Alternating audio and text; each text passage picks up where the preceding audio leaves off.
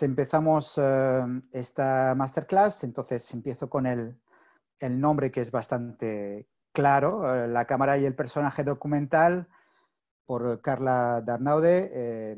Precisar que las tres conferencias, la de ayer, la de hoy y la de mañana, es una colaboración con el Barcelona Documentary Club, que podéis tener toda la información. Ayer ya expliqué exactamente en qué consistía, pero tenéis más información en bcndoclub.com. Entonces, te voy a presentar, Carla, si quieres completar. Es realizadora y cámara de programas de BTV, de BTV, de TV3 y bastantes documentales en los cuales has participado. Y básicamente el tema que tocaremos es cómo hacer para que al fin y al cabo las cámaras desaparezcan y que el testimonio de la persona no sufra un desajuste por el hecho de que estén presentes esas cámaras, el micro y demás, haciendo que el testimonio sea más real y cercano. ¿Te parece bien? Me parece muy bien. ¿Sí? Entonces nos explicarás tus trucos y tu manera de trabajar para que esto sea posible. Entonces, recordaros a los espectadores que podéis preguntar, hacer vuestras preguntas vía, entonces abajo en Zoom tenéis preguntas y respuestas. El chat lo preferimos que no porque es más caótico, entonces si tenéis una pregunta, vais y preguntáis, nos lo apuntamos. Y al final, o si vemos que es una pregunta que puede ser tratada en directo, Carla nos ha dicho que le gustaría, pues lo haríamos. También recordaros que esta conferencia la subiremos al canal YouTube de MECAL y entonces recordaros también que mañana tendremos la última conferencia de esta primera tanda de conferencias de MECAL 2020, que trataba de documentales, y será la masterclass de distribución de documentales por Alexi Méndez. Y podéis inscribiros vía el link que encontraréis en nuestra página web, que es mecalbcn.org. Pues si quieres empezar, Carla, adelante. Hola, buenas a todos. Como decía hace unos minutos, para mí esta clase tenía mucho sentido en lo presencial porque es compartir experiencias. Me hace mucha gracia esta experiencia online porque, bueno, es un reto y os invito a todos a que, por favor, no solo preguntas, sino comentarios, trucos, experiencias o ideas que las podáis decir porque yo no soy una teórica, yo no vengo a dar una clase de teoría, yo soy una práctica.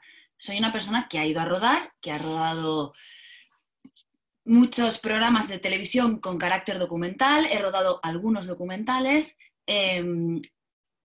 pero yo os explico mi manera de hacer y mi manera de ser. Y por tanto, mi manera de aproximarme al personaje. ¿Vale? Por eso es muy personal y os aporto mi experiencia. Entonces, partemos de la base de que la cámara excita. O sea, la cámara es como una especie de bomba de relojería que cuando apareces tú con un cámara la gente se descoloca. Y sin ir más lejos, el otro día yo misma puse la cámara mientras estaba con mis hijos haciendo unos huevos de Pascua y entonces le empecé a decir, vamos a hacer unos huevos de... Y mi hijo me dice, ¿con quién hablas, mamá? Y pensé, yo no hablo con nadie, pero él se ha dado cuenta, perdonadme que cierre el mail, que lo dejo abierto, así no hace ruido. Él se ha dado cuenta que hay una cámara, solo por mi manera de cambiar la voz, solo por el tono. ¿Sabes lo que quiero decir? Es algo que se mete en tu vida y está, y no es presente. Y nos hemos acostumbrado a los móviles, pero la cámara no es lo mismo. Un móvil es un móvil. El móvil ya está muy aceptado. Entonces, para grabar un personaje documental, desde mi punto de vista, hay que crear un clima. Y entonces, depende cómo tú seas, se crea este clima. Por ejemplo, mi manera de trabajar es desde la simpatía, desde la sonrisa, desde la empatía, desde hablar, intentar ser tu amigo por un día, ¿no? O sea, hoy te voy a grabar y quiero que tú y yo tengamos una relación de sinceridad, que me puedas llegar a explicar muchas cosas. Entonces, para ordenar un poquito todas las ideas que tenía, se me ha ocurrido simplemente desglosar el título. O sea, el título es la relación, la relación de la cámara y el personaje documental. Entonces hablaremos de cuando tú como directora vas con la cámara, tú la directora es la cámara, cuando tú vas con una persona que te hace de cámara y cuando tú eres el cámara y vas a las órdenes de un director o directora, ¿vale? Haremos como estas 3 divisiones que yo creo que sean, bueno, pueden ser las más útiles y así bueno, me pongo un poco de orden a lo que quiero deciros. Por ejemplo, hay una manera de aproximarse al documental, ¿no? Pues documentales íntimos que tú vas con tu camarita en la mano. Sin intermediarios, no hay ninguna persona y entonces tú grabas. Hoy, haciendo ahora el curso con Carlas Bosch, que es el director de Balseros, estamos haciendo un curso documental y nos ponía un par de ejemplos que me parecían súper interesantes de cómo aproximarse, ¿no? Un ejemplo es A Syrian Love Story. Yo tengo los trailers, pero no sé si vale la pena ponerlos o si no los dejaré para el final en función de cómo vaya, ¿vale? Pero en Syrian Love Story, el documentalista va con su cámara, es un reportero a saco, y él se aproxima mucho a la cámara. Perdón, al personaje. Se aproxima tanto, tanto, tanto, y quiere ser tan amigo que al final está aquí. Está aquí, hola. O sea, prácticamente es una manera de grabar muy poco sutil, muy poco delicada. Ya sé que quieres mostrar que no hay barreras y que tú y el personaje sois muy amigos, porque es su intención, o al menos yo lo interpreto así, pero para mí hay muchas maneras de hacerlo más delicado. Y veíamos un personaje, un documental en paralelo que se llama Sonita, donde la documentalista, ella también va con la cámara, se pone más atrás, habla con el personaje y tú puedes llegar a oír algunas cosas que dice, pero su manera de interactuar con esa realidad es más sutil. Aunque esté ella y la cámara, aunque sea su intimidad y su momento juntas, ella, la cámara y el personaje, porque al final son 3, ¿no? O sea, es el personaje, la directora y la cámara. Al menos no la pongas en la nariz cuando estás hablando, o sea, no estás tan cerca, tan metido, sino dejas respirar y que un poco el espectador tenga la sensación de que también está mirando con tus ojos. Bueno, son como maneras, ¿no? de enfocar la cámara en mano tan íntima. Pero hay otra manera que es cuando tú también vas con un cámara, ¿no? Que normalmente en general se forman equipos de 2 porque ayuda mucho. A ver, tú como directora eres responsable del ambiente.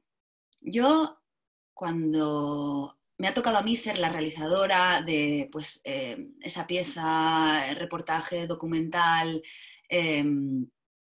tratar con personajes reales, a mí me ha gustado casi siempre trabajar con cita previa, o sea, es decir, yendo a ver al personaje, ir a su casa, conocerlo, hablar con él, dejarle, escucharle, darle ese rato que, o sea, eso que pasa tantas veces que te vas para media hora y estás 3 horas porque te cuenta toda su vida, eso ayuda a construir y ayuda a la cámara. O sea, yo voy como directora, os hablo porque no desvinculo la profesión de la dirección y la cámara, porque aunque tú no la lleves la cámara, tú estás dirigiendo a esta persona.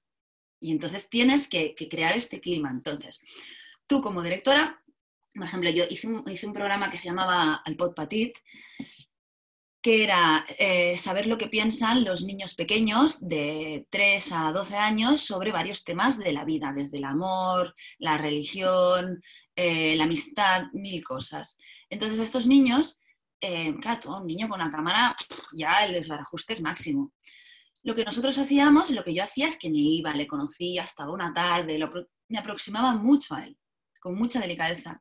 Lo mismo, os parecerá una tontería de símil, pero con un programa que hicimos de animales. Era un programa con una intención documental detrás, o sea, no era un programa de, a ver, voy a ver este perro qué le pasa, sino quiero ver cómo vive este perro en la ciudad, quiero observarle. Claro, yo me acuerdo cuando grabamos un loro, el loro es que se volvió loco con la percha. Entonces, tú como director también tienes que un poco ese terreno lo tienes que acomodar, tienes que ir a conocer a este personaje y tienes que saber sea, yo esta percha, cuando me di cuenta que la había metido en el rodaje, digo, no, no, percha fuera. O sea, este loro, o sea, se cuelga la percha todo el rato y tampoco llegamos a nada. Yo quiero ver la vida del loro. La vida del niño, la vida del actor famoso. Y hicimos durante una época un programa de TV3 que se llamaba Anima, no sé si os acordáis, que la realizaba la May Balaguer. Pues yo me iba con una guionista que se llama Mónica Artigas, que es ella ya es una guionista empática, ella ya es una tía encantadora, ¿no? Y entonces íbamos a rodar a casa de personajes famosos y queríamos conquistar el ánima de aquel personaje, ¿no? Pues el Josep Maria Pou, la Coixet, actores, actrices, pintores, fuimos a ver como unos 50 personajes y con cada personaje al menos la entrevista al menos duraba 1 hora y si no 2, y luego lo que sacábamos eran 3 minutos.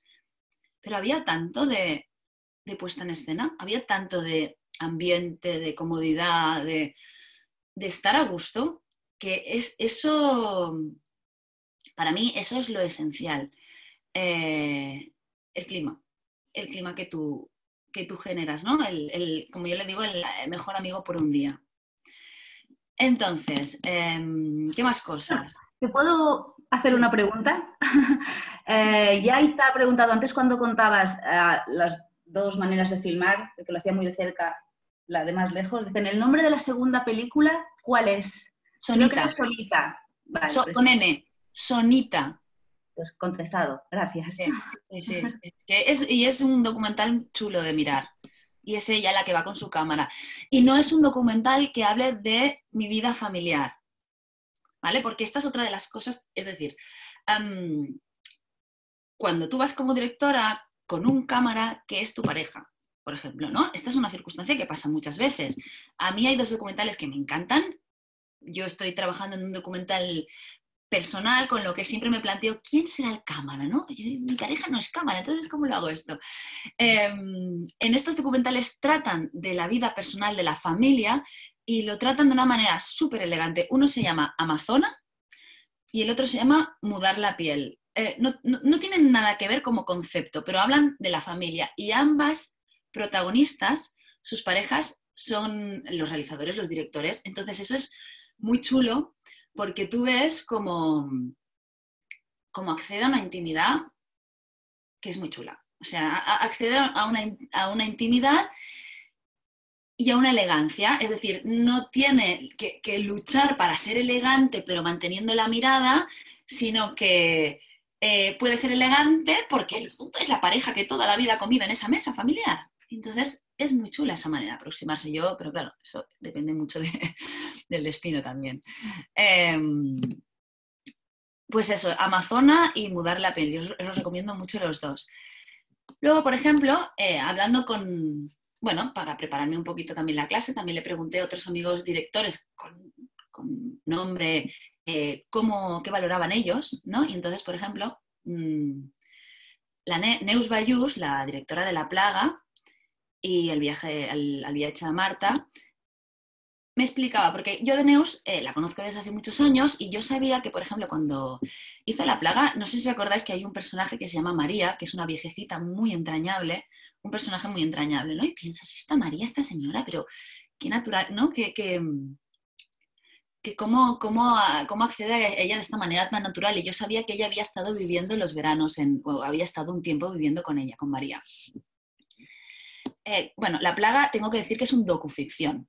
¿Vale? Entonces, luego hablamos de cómo tratar a los personajes de docuficción, pero a mí lo que me interesaba de la pregunta, Neus, es, Neus, ¿tú conociste a María? ¿Vivías con ella? Cuando vino Diego, el director de foto, ¿cómo intervino en vuestra relación? Y entonces Neus me explicó un truco que me pareció muy bueno, que es que ella siempre que iba a hacer a conocer a los personajes, iba con cámara, ni que sea de fotos. Me dice, no voy con móvil, obviamente, por lo que hemos dicho, voy con una cámara de fotos, para que ya vean un aparatejo. Entonces, yo cuando nos hacemos amigos, ya me ven todo el día con la cámara de fotos. Y poco a poco voy introduciendo aparejos más grandes. Muy listo tú, porque eso está muy bien. Pero igualmente, aún así, dice, cuando rodamos el teaser, le teníamos que decir a la María que no saludara a cámara. O sea, ¿sabes? Que de repente nos pusimos las manos en la cabeza y dijimos, pero ¿qué está pasando? O sea, qué mal funciona en cámara. Y realmente hubo un momento de, bueno, el clásico crisis de documental, de decir, ostras, a ver si no voy a tener película. Y al final María hizo un clic. No sabemos ni por qué, ni cómo, ni qué, pero hizo un clic. O sea, hay un momento en que el personaje, bueno, cómo y el por qué es lo que estamos justamente tratando, ¿no? El clima, la empatía, por dónde entras, por dónde vas, cuáles son los caminos para acceder a la persona más allá del personaje. Y ellos conectaron. Y entonces María se relajó, se olvidó y la peli tiró. Yo le pregunté, ¿y qué cualidad tenía Diego como director de foto y como cámara para conectar, ¿no? Porque, por ejemplo, yo lo que decía, yo voy desde la empatía, desde intentar ser amiga, pero y Diego, me dice, Diego es muy observador.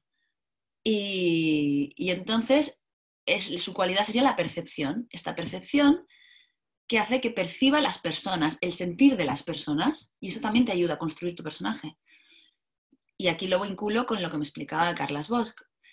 Cuando una persona está pasando por un momento importante de su vida y tú lo estás filmando, no puedes invadirlo como una tropa húngara con una parálisis. Tú tienes que ser respetuoso, discreto y observar sin intentar forzar lo que está pasando, sino percibir lo que está sintiendo esta persona y tú intentar retratarlo.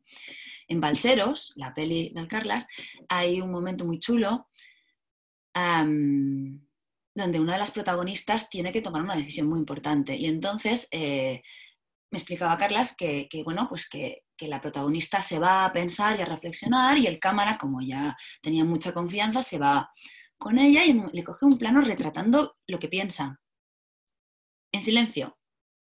Y eso ayuda a construir una historia. En cambio, muchas veces, y muchos novatos, yo misma he caído muchas veces intentando poner a la persona a pensar.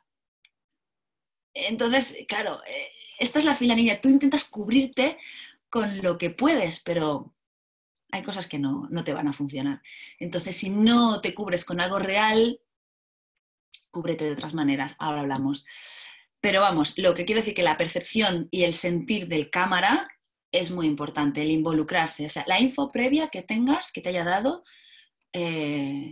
tu directora, ¿no? La Cosima, cuando trabajaba con la Cosima, pues ella en la tragedia electrónica ya me explicó que había una cosa por ahí de una planta de reciclaje que no veía claro que estuvieran haciéndolo bien y ya íbamos con la intención, yo ya sabía esta información previa, aunque fuéramos a hacer una entrevista como pues muy al uso, ¿no?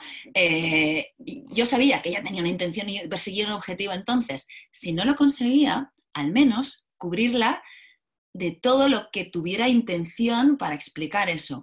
Al menos que si se basaba en una hipótesis, ¿no? Por ejemplo, en este caso,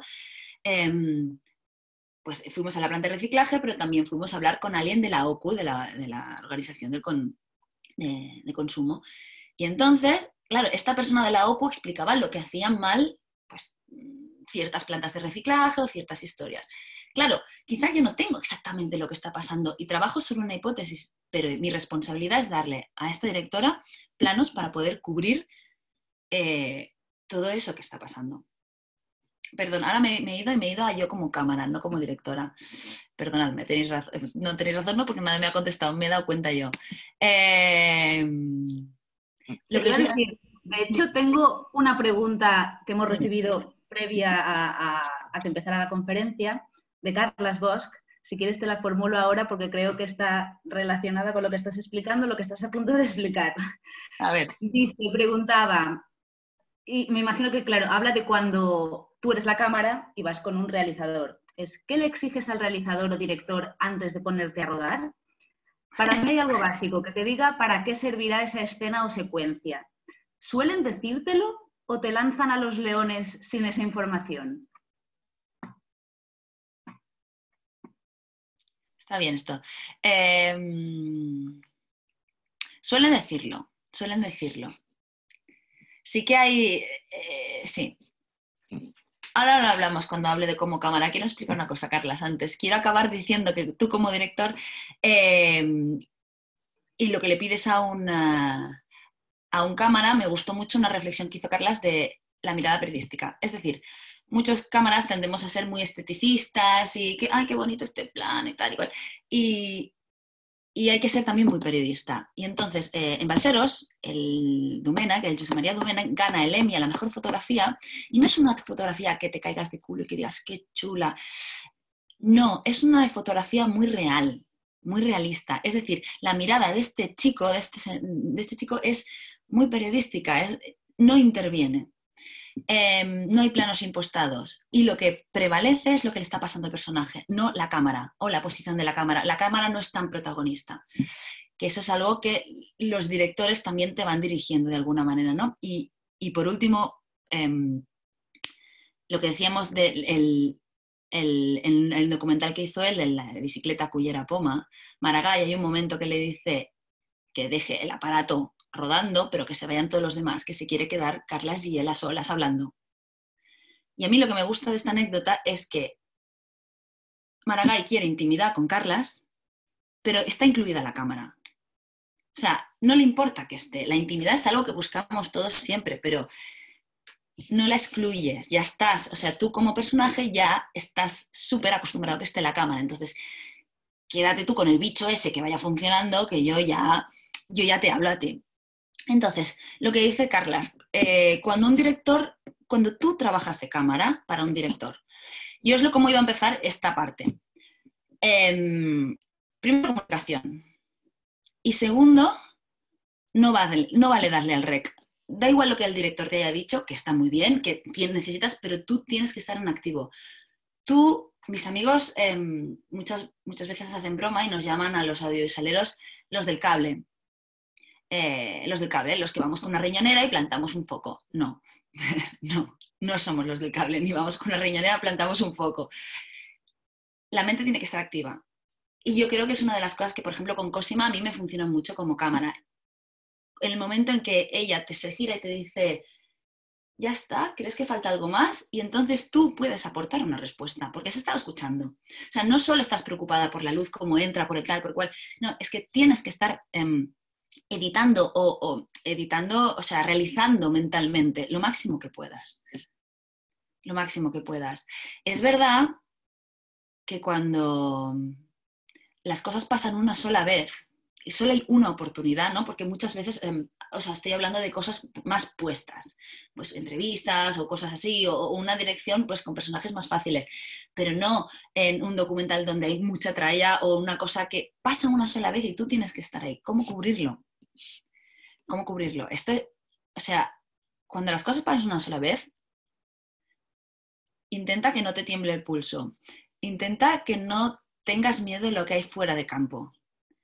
Porque creo que es bastante desagradable un típico plano de, ay, que me corrijo, que me autocorrijo. En cambio, puede llegar a ser hasta precioso todo lo que tú aguantes, aunque estés nervioso y taquicárdico, porque esto pasa. Y más,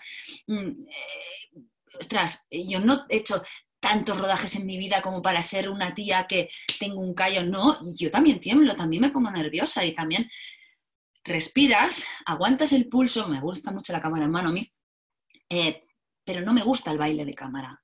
Entonces, no tengas miedo al fuera del campo, no tengas miedo a alejarte y hacer un general o a quedarte donde estés a una sola puesta. Es verdad que a veces piensas, ostras, ¿y si no tengo esto, qué me van a decir? No, cuando lleguen a sala de montaje, bueno, tranquilo, hay tiempo. Hay tiempo. Y si no hay tiempo, ya te inventarás el tiempo y si no, ya te inventarás el recurso.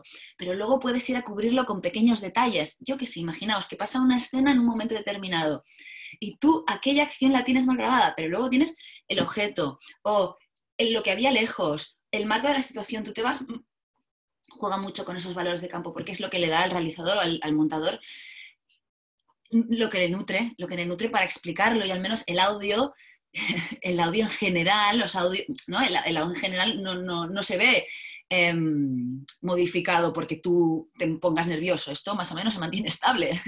Si vayas o no vayas con percha, ¿eh? O sea, ahora no voy a entrar en este tema.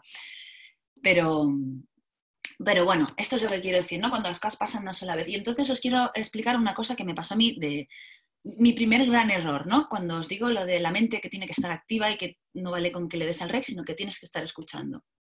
Hice un programa que se llamaba Reinventarse. Era un programa para Media 314, bueno, no sé, para alguna de estas de Media Pro, ahora no recuerdo. Y entonces, en este programa íbamos dos, íbamos el periodista y el realizador cámara, o sea, el típico equipo de NG. Pues entonces, el periodista íbamos a entrevistar, íbamos a retratar, en realidad teníamos que retratar, imaginaos cuándo era, no me acuerdo, en la crisis del 2013, retratábamos a los personajes cómo vivían aquella crisis y cómo se estaban reinventando en aquella crisis. Y tenía una intención documental que, bueno, que se hacía lo que se podía.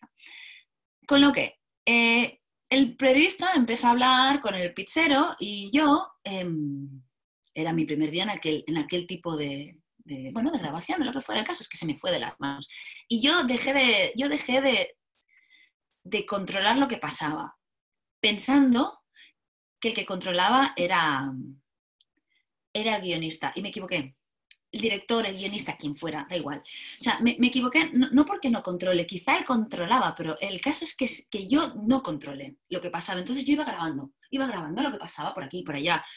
Pero en mi mente no pude elaborar un discurso claro y el pizzero se comió el guionista y el pizzero y el guionista se me comieron a mí. Y cuando yo llegué a la sala de edición y dejé el material, me fui a mi casa, al día siguiente tenía una llamada del realizador jefe, o sea, y me dijo: ¿qué coño has hecho? Menuda basura. Claro, me dijo: ¿qué te ha pasado, Carla? Claro, ¿qué te ha pasado, Carla? Qué buena pregunta. ¿Qué me había pasado? Que me habían sacado por primera vez de mi zona de confort, de los planos bonitos, del tiempo para pensar, el tal, y me habían llevado a un mundo donde un pizzero loco italiano nos estaba tal, y yo no había sabido responder. No había sabido, porque no había sabido controlar la situación y montar en mi cabeza. Entonces, aunque sea yo la cámara y vaya con un director o directora, no nos podemos abandonar. No estamos para cumplir órdenes, estamos para pensar. Y para mí, de todo lo que explicó, y para mí es la gran clave. Yo creo que al final de los errores es cuando crecemos, ¿no? ¿Y qué más? Pequeños trucos. Ahora ya son más pequeños trucos de cuando yo he hecho de cámara o de realizadora cámara. Hay veces que quizá vas con un director que no es tan simpático, que es un poquito más borde, me ha pasado, ¿vale? O sea, vas con alguien más borde y entonces al final el personaje tiene pues más empatía contigo. Y entonces, truco, ¿qué haces? Literal, para que él no mire a cámara, tú apartas un poco entonces, sin sonido, por supuesto, porque el que habla es el otro. Entonces tú miras mucho a los ojos y la cámara, o con un trípode o a pulso, la intentas mantener de una manera porque si no muchas veces te buscan a ti. Entonces, claro, si escoges como opción que no te miren a cámara, porque ¿no? En documental en general no se estila mucho, sino aunque no se giren buscándote, sino, bueno, pues buscas tus trucos, ¿no? De empatía, de mantener la empatía respetando dónde está el director y quién es y lo que hace, porque dirige él. Pero a ti, como esteticista de aquel momento, no quieres que te miren o que... Entonces, bueno, es buscar esa manera de acompañar al personaje con la cámara, sin invadirlo, sin pisar a nadie y de una manera suave. Y, por ejemplo, una cosa que yo hago muchas veces es que les pongo polvos translúcidos, les maquillo. Aunque sean personajes documentales, muchas veces están nerviosos. Muchas veces. Y entonces, cuando se ponen nerviosos y entonces siempre te hacen la broma cuando vas de cámara, que ya me retocarás con el Photoshop. Clásico, ¿no? Y entonces yo siempre digo: sí, tú tranquilo, esto es mágico. Y entonces les salgo los polvos translúcidos, que en el Mercadona hay unos que funcionan bien y son muy baratos. Es que es un truco muy chorra, pero funciona muy bien y lo aprendí de la ficción y va muy bien. Entonces, en ese momento tú coges al personaje, le haces un momento de parón, tienes un momento para hablar a otro tiempo más pausado, y esa persona es que, entonces, incluso cuando ves que una entrevista se está yendo un poco, yo qué sé, es un truco para parar de repente. Oye, te pongo polvos, un momento respiramos, ¿sabes? Otra decisión también a nivel de truco de no invadir al personaje y no hacer que se sienta invadido es donde colocas el material.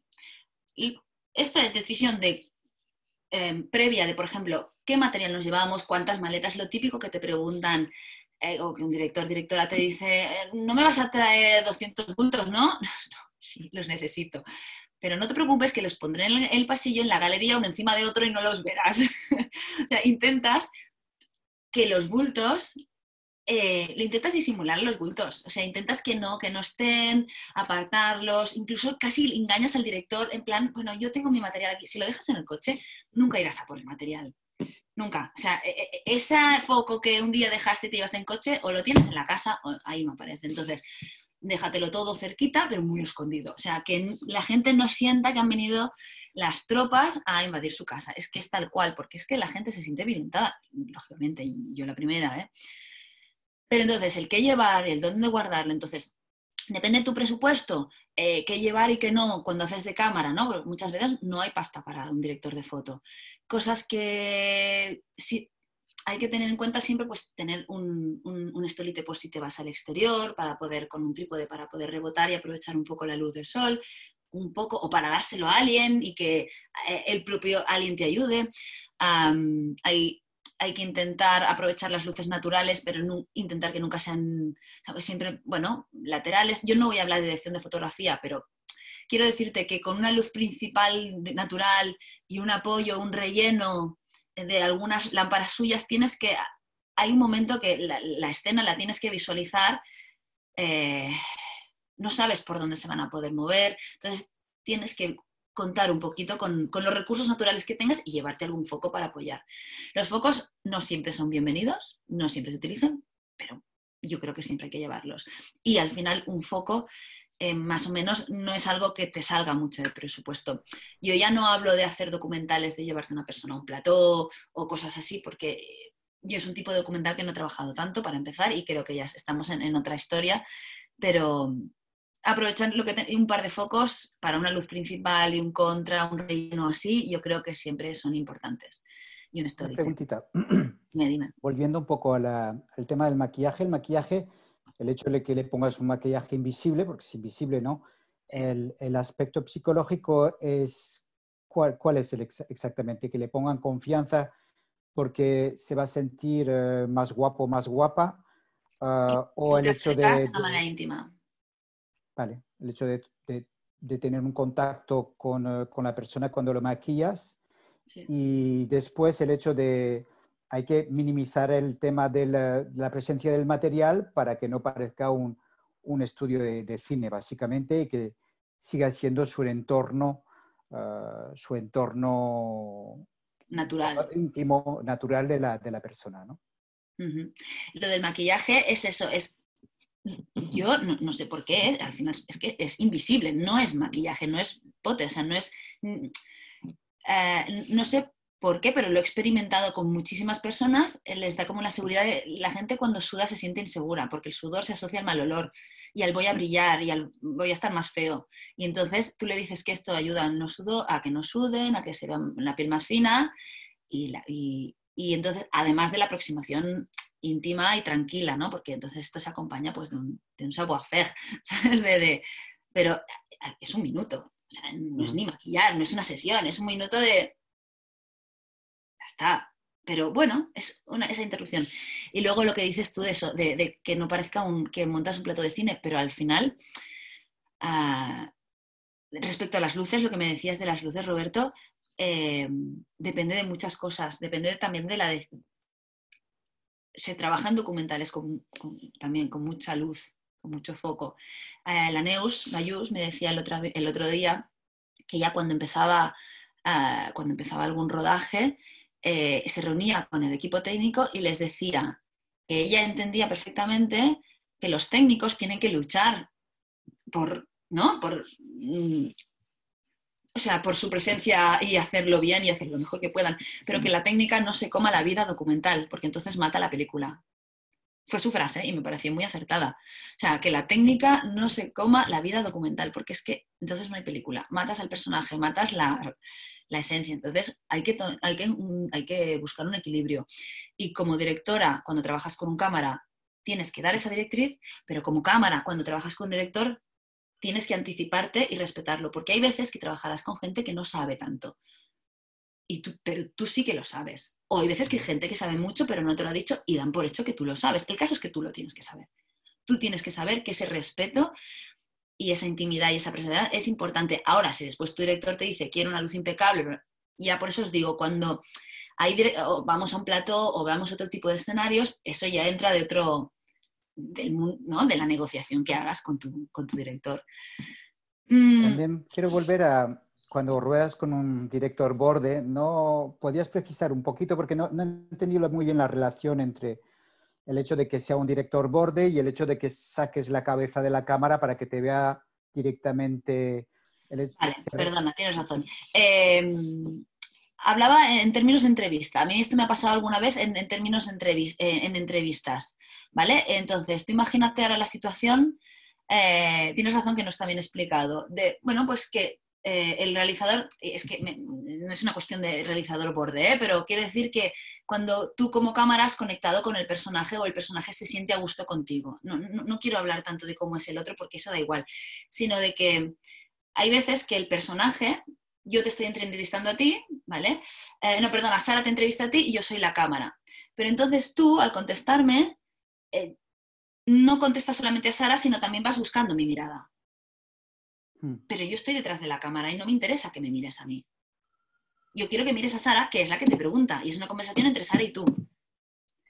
Claro, si tú me vas buscando a mí en la mirada, es raro, se ve un baile de miradas raro y además no consigues el objetivo que... O sea, no quieres que te miren a cámara. Y aunque tú tengas... Pero es que detrás de la cámara hay una persona.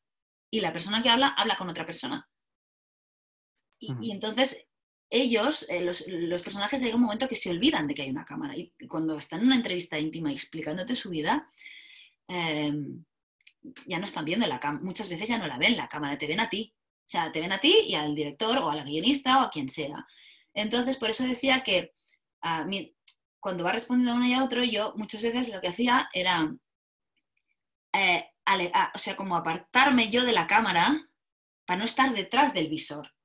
Porque si estoy detrás del visor y me mira a mí, se va a ver, o sea, se va a ver a través del objetivo. ¿Sabes lo que quiero decir? En cambio, si me aparto un poco, el eje de mirada se desplaza, entonces la cámara o la conservas o con un trípode o como buenamente puedas, pero intentas que no te busquen a ti como persona. ¿Me he explicado ahora, Roberto? Sí. ¿Sí? Sí, totalmente. Vale, nada, y yo creo que solo apuntar una cosita más, que es que, bueno, que esta es mi manera de hacer, que luego hablando con un amigo que ha trabajado en el Évole, me decía que el Évole, por ejemplo, él no quiere conocer, no quiere hacer visitas previas, ni quiere conocer al personaje, hace que sus periodistas lo hagan, lo escriban, lo redacten y él se va sin conocerlos, y entonces está 3 horas hasta que consigue lo que quiere, pero sin haber empatizado antes, ¿no? Es decir, que son técnicas, que al final yo os explico la que es mi manera. También quería deciros una cosa de la única experiencia que he tenido con el docuficción. Bueno, es un género del que no es una cuestión de hablar porque es un debate aparte, pero el caso es que los actores, los personajes son tratados un poco como actores y no son actores. Entonces aquí tienes que tener mucha mano. Como cámara, como director y como todo junto, porque no, bueno, simplemente eso, que hay veces que tú, porque como estás intentando trabajar como cámara, por ejemplo, le tienes que decir, sal de aquí, camina por aquí y ves por aquí, porque ahora mismo es cuando baja la luz del sol y entrará un flare muy bonito. Y entonces eso hace que al docuficción le pierda realidad, pero gana otras cosas estéticas, que es lo que se buscan. Pero solo lo quería comentar para que se tuviera en cuenta también que hay veces que te encuentras en documentales donde directora o tú mismo decides que quieres aprovechar ese momento de puesta de sol fantástico y a riesgo de perder veracidad, ¿no? Que es la que el Carlas explicaba con Balseros, el momento que la chica piensa, tú pierdes veracidad, pero tienes un plano muy bonito que te cuadra. O quizá tienes veracidad igual y has conseguido hacer un plano bonito y veraz y tal. Pero tú le has dado una orden al no actor de pasar por aquí, en este punto de foco, muchas veces, encamine en esta dirección. Bueno, son juegos y licencias que hacemos y que yo solo invito a preguntarte cuándo lo hacemos y por qué lo hacemos y para qué lo hacemos. porque creo que es una reflexión que últimamente estoy dándole mucho al coco y yo siempre he sido muy de la estética y, bueno, plantearse si sirve, si la estética ayuda a la comprensión, o sea, todo ayuda, ¿eh? Pero cuánto te lo crees y cuánto es de bonito y qué priorizas. Y De esto es hecho, bonito. acaba de entrar una pregunta de Juanjo que dice, ¿algún consejo a la hora de trabajar con actores, actores no profesionales, personas dentro de una historia de docuficción? ¿Dónde tienes que pedirles acciones concretas o necesitas testimonios concretos porque buscas una información o una frase determinada? Ay, qué difícil, Juanjo, sí. Sí, es que, mira, yo tenía una productora, hicimos un docuficción, yo era la productora ejecutiva y ayudante de dirección, se llama Nota Turis. Claro, ahí, ¿cuándo? Y qué difícil esta pregunta.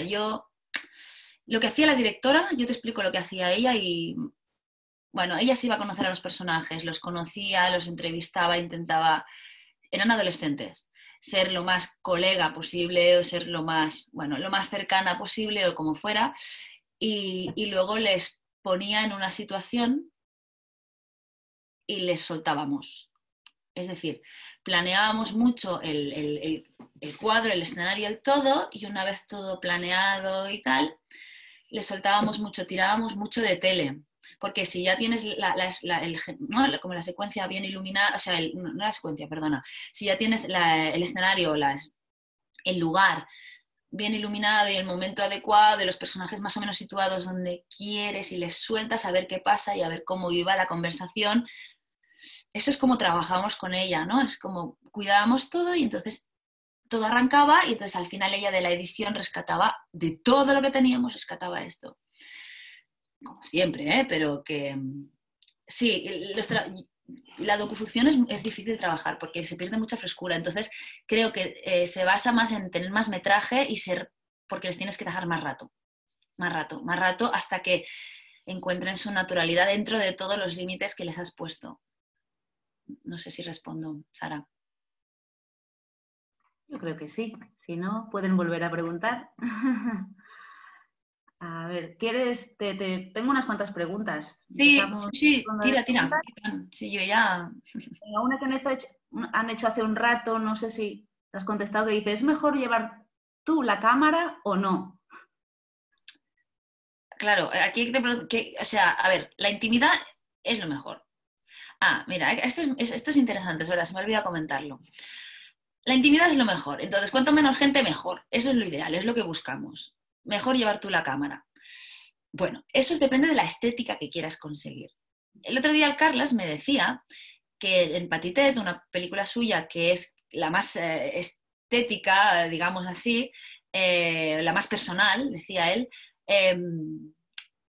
después de 3 años tenía tan buena relación con su cámara, Sofía, que la dejó, en algunos momentos la dejaba a ella sola. O sea, él mismo se apartaba de la escena para que fuera la cámara con el personaje documental y entonces consiguieran esta intimidad que hablamos todo el rato.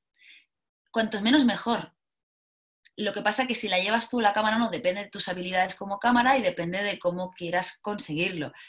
Pero cuanto menos mejor, claro. Entonces, Para el personaje. la base justamente de cuanto menos mejor y también menos material mejor, un aspecto práctico. ¿Tú prefieres tener un pie o llevarlo a mano? El hecho de tener un pie, pues, es más material, por tanto, hace efecto contrario, pero también te permite jugar fuera de cámara cuando, digamos, no tener que mantener la cámara. ¿Qué prefieres?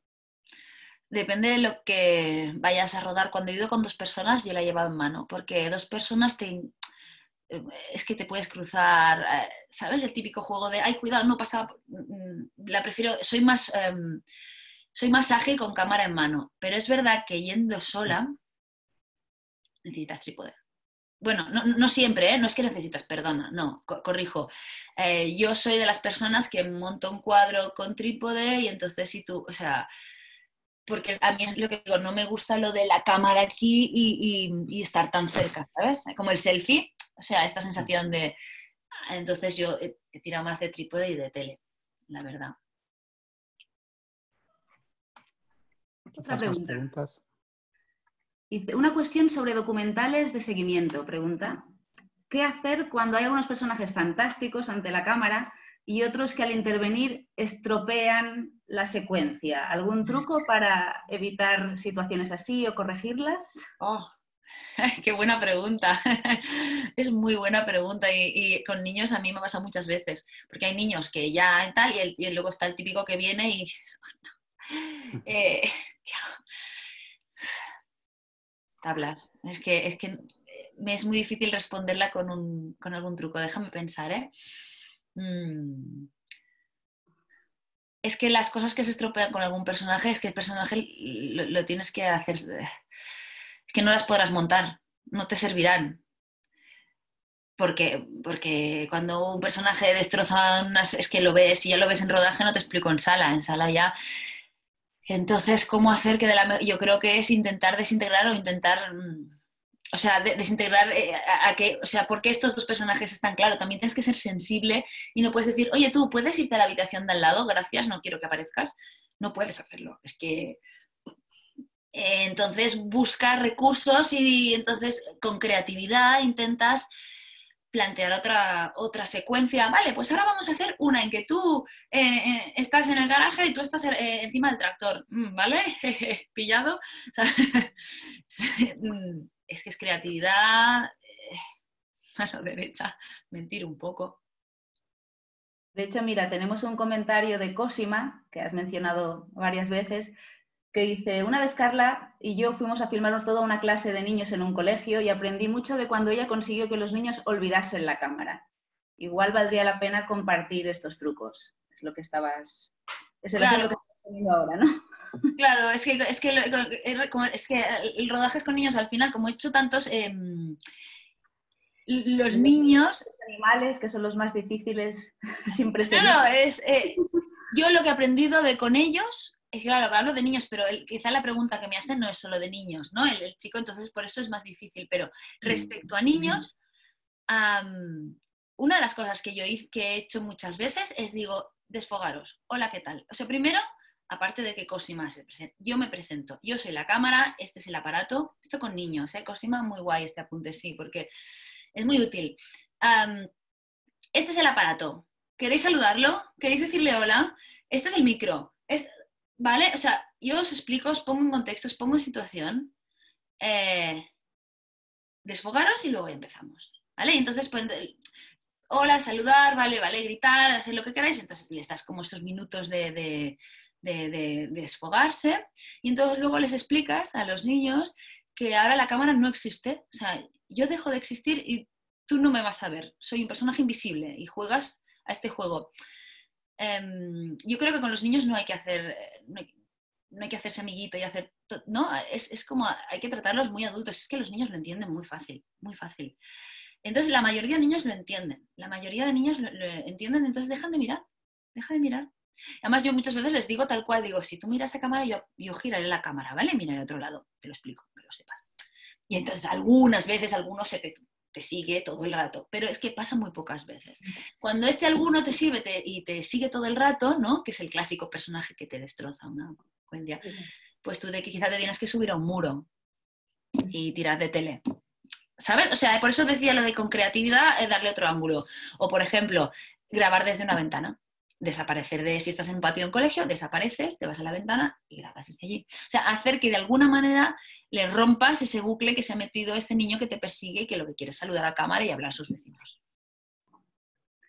Siguiendo con lo de los niños, alguien acaba de preguntar, ¿en un colegio o en la calle siempre hay que pedir permisos previos a los padres para todos? Eso es un follonaco y eso es una realidad. Sí, tú tienes que pedir permiso, a no ser que lo vayas a pixelar, pero es otra historia. Tú tienes que pedir permiso siempre. Es más, a los colegios es un follón porque en general los permisos se necesitan de padre y madre. Y además es un permiso específico para la grabación. Es decir, no se vale que el colegio tenga el permiso para que roden todos los niños, sino que tienes que preguntarles por aquel programa en concreto. No es general. Aquel programa en concreto con aquella emisión y con aquel objetivo. Y en la calle igual. Eso es súper importante, sí. Y autorización de un mayor, padre o madre, seguro, y si pueden ser los dos, mejor en general. Pero bueno, no se vale el canguro de turno. Ese no cuenta, no es legal. Ok. Otra pregunta, ¿cuáles son tus documentalistas favoritos? Yo no soy una teórica, soy una práctica. No sé nombres, así os lo digo. Sé que documentales me han gustado mucho. Mira, vimos hace muy poco, ese me acuerdo del nombre, de la Sarah Polley, y es Stories We Tell.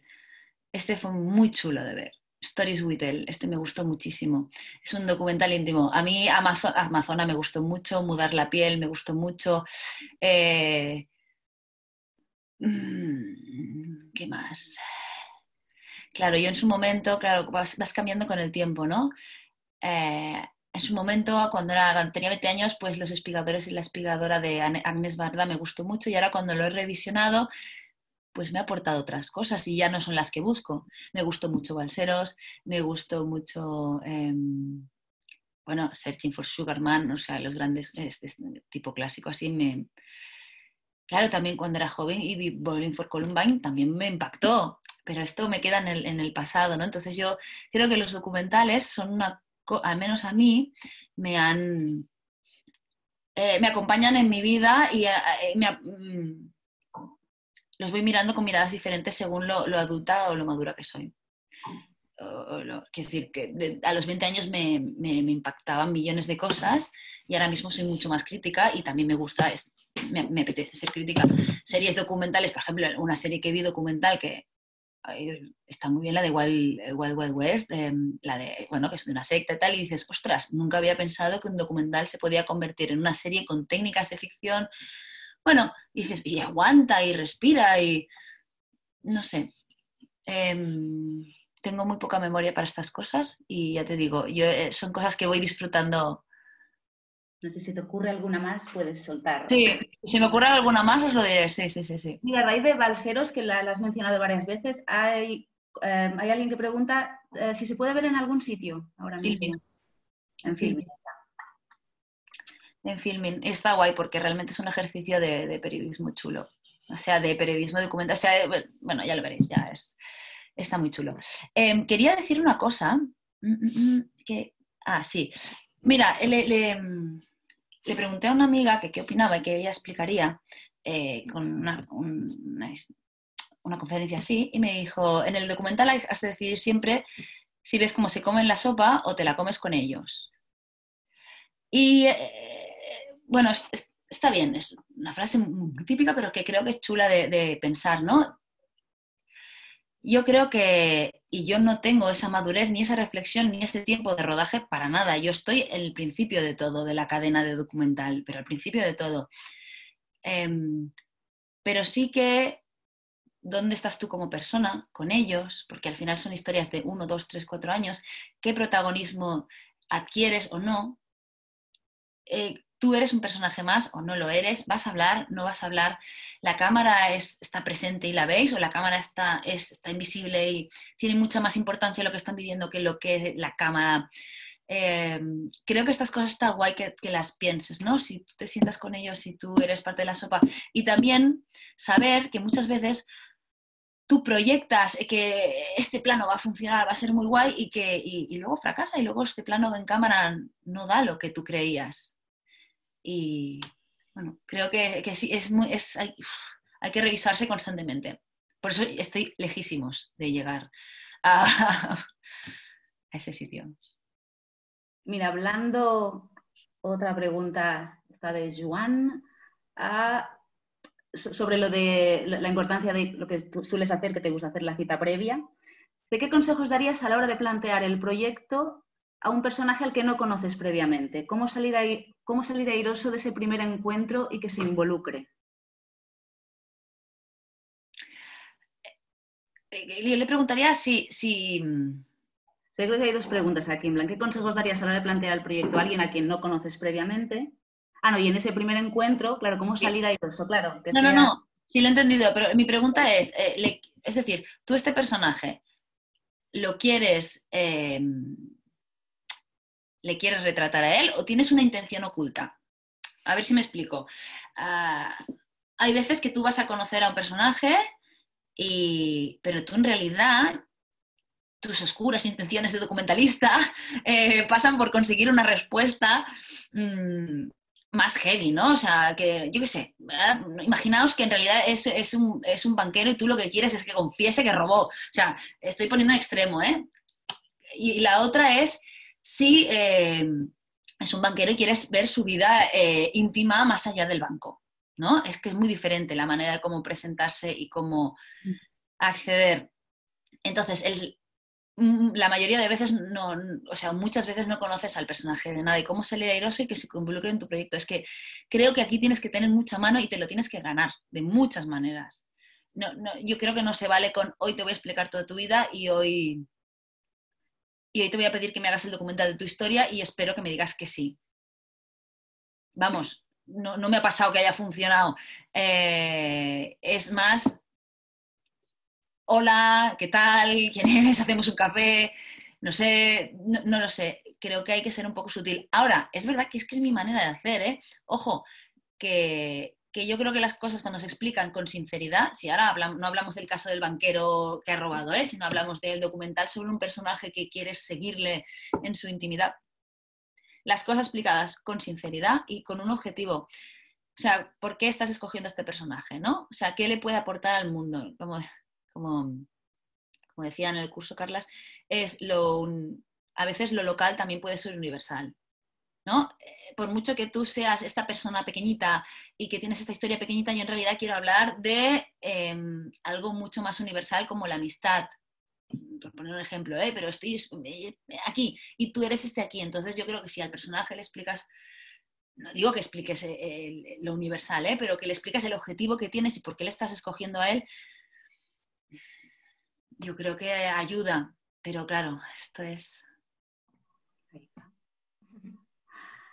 A ver, más preguntas. Mira, Juanjo pregunta, planeo hacer un documental con mi familia.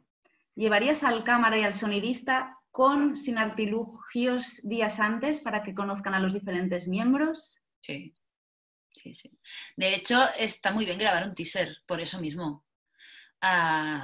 Por eso mismo. Porque al final los teasers son ensayos que te sirven para presentar a diferentes festivales que muchas veces no son ni parte del documental, son catas, ¿no? Como que son pruebas. Y entonces yo haría un teaser para ver cómo reacciona. No empezaría a pelo, a saco, sino yo sí que los llevaría antes. Sí. Incluso primero haría, yo qué sé, ¿no? Un encuentro, incluso que lleven los aparatos pero sin montar y que se los monten y se los enseñen. Un poco una puesta en escena. Sí, yo sí que lo haría.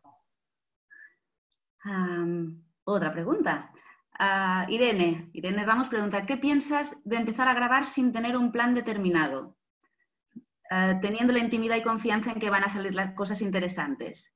Dejar muy abierta la grabación y darle sentido en sala. ¿Qué piensas sobre esta manera de proceder? Sí, mira, el curso que estoy haciendo se llama Decidir sobre la marcha. Es un curso que estoy haciendo en Showrunners, que es una escuela y lo estamos haciendo con el Carlas Bosch. Y es exactamente esto, decidir sobre la marcha. Pienso que al final es muchas veces lo que es que es la manera en que muchos trabajamos. O sea, tú vas con un plan y los planes te pueden llegar a sorprender. Y al final tienes que tomar decisiones. Es que siempre tienes que tomar una decisión. Yo no lo dejaría todo a sala. Es verdad que yo he hablado mucho que como cámara tienes que tener la mente activa e ir realizando. Yo no confiaría en el abandono a sala de todo, porque te puedes volver loco. Yo haría que cada vez que grabas o cada secuencia que te planteas tenga un sentido. Un sentido, es decir, si no sabes mucho por dónde va a ir, pero ¿por qué? Por ejemplo, imagínate un documental familiar y estás en una comida familiar. Bueno, piensa un poquitín el por qué estás ahí o qué quieres conseguir o qué te gustaría un poco de los personajes y después quizá hay una bronca y pueden pasar muchas cosas que te ayuden a crecer y a subir esos personajes y está claro, ¿eh?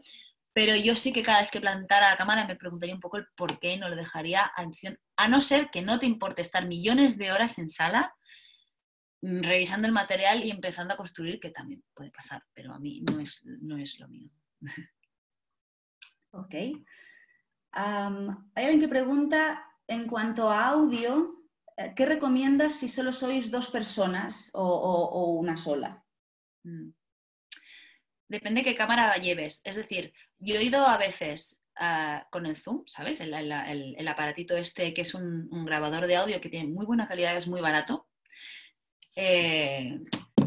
Yo he ido con el Zoom y poniendo micros, lo llevaba yo en la riñonera o lo dejaba en algún lugar, colocando algún micro inalámbrico en los personajes, cascos, Zoom y tiramillas. Cuando he grabado, pues con cámaras que no tenían audio directo. Con cámaras que tienen sonido a cámara, pues lo mismo, siempre. Yo inalámbricos, vamos, siempre, porque es que tú no sabes cuándo un personaje se te va o no y viene. El inalámbrico para mí es un básico que hay que comprarse, seas el proyecto que seas. Y esto si eres uno. Y si eres dos, a ver, las perchas es verdad que amedrentan mucho, las perchas tiran mucho para atrás, mucho. Pero te dan una calidad que mola mucho. No soy yo quien va a ir en contra de la industria de los de audio, porque no. Es un complemento muy importante, la verdad, para mí sí. Pero depende del grado de intimidad que quieras conseguir, volvemos a lo mismo.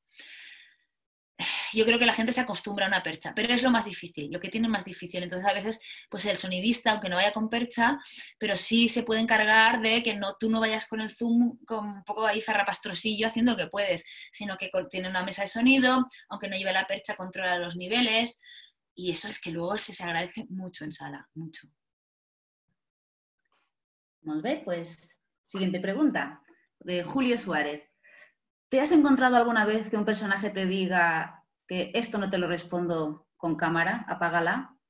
Sí. Y la respuesta la necesitas para la historia del docu. Si te ha pasado, ¿qué hiciste? Si no, ¿qué crees que se debería hacer? Ostras. Ahora, sí, estaba pensando que la persona que debería responder esto es más Cosima, ¿no? Yo creo, más que yo. Me ha pasado que no quieran responder cosas, sí me ha pasado. Y la necesitas para el docu. Es que vuelva a recurrir a la creatividad. Es que si no te la responde así, vas a tener que recurrir a otro sitio.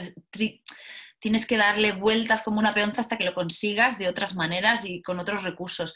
Pero si tienes aquella entrevista y en aquella respuesta la necesitas, es que tienes que preguntar y preguntar, como decía lo que hacía el Évole. El Évole va con... Sus periodistas hacen entrevistas previas, ¿vale? Y entonces tienen las respuestas que van a matar. Y obviamente, después de todo lo famoso que se le vuelve, el entrevistado, no sé, ya sabe que va ante un fiera, pero es que este fiera lo consigue. Y yo alucino de cómo siempre, muchas veces, no siempre, pero como muchas veces sigue consiguiendo respuestas tan fuertes y que contienen tanto titular. Y entonces es que el tema es que se está 3 horas para una secuencia de un entrevistado que es que quizás en el programa te dura 4 minutos. Es decir, vuelves y por aquí y por allá y por aquí y por allá. Ahora, si se cierra en banda, en plan esto no, yo tampoco soy muy partidaria de crear mal rollo con el personaje, en plan, he dicho que no me vuelvas a preguntar, o sea, ahí te puede salir caro y puedes perder a este personaje. La gente se puede sentir incómoda. Pero claro, si no te importa perderlo a cambio de conseguir, ahí está el juego. Ok, merci. A ver, pues no sé si alguien tiene alguna pregunta más. Mira, tenemos otra pregunta. La última, si te parece. Mira. Bueno, dicen, igual esto es una pregunta más de Produ, pero ¿cómo acercarte por primera vez a las personas a quien quieres entrevistar? ¿Cómo qué? Perdón, ¿me repite? ¿Cómo acercarte por primera vez a las personas a las que quieres entrevistar? Mira, yo siempre me acerco sin cámara en general. Porque con la cámara bajada. Y si no tengo un remedio, que voy sola y tengo... O sea, si la cámara es visible, siempre la bajo y siempre intento oye, que ahora, ¿no? O sea, le sitúo, que no estoy agrediendo, que no estoy llegando. Claro, pensar que la tele en directo y todos estos programas han hecho mucho daño, el corazón, el tal.